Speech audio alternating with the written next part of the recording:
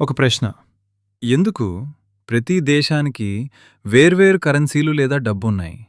ప్రపంచం మొత్తం ఒకే డబ్బుంటే బావుంటుంది కదా! కానీ అలా చేస్తే ఏం జరుగుతుందో తెలుసా? ఊహించు.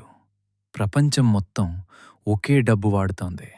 ఇప్పుడు ఒక దేశం తప్పు ఆర్థిక నిర్ణయం తీసుకుంటే దాని ప్రభావం ప్రపంచంలోని ప్రతి కుటుంబం పైన పడుతుంది. ధరలు పెరగొచ్చు, ఉద్యోగాలు తగ్గొచ్చు, వ్యాపారాలు దెబ్బతినొచ్చు.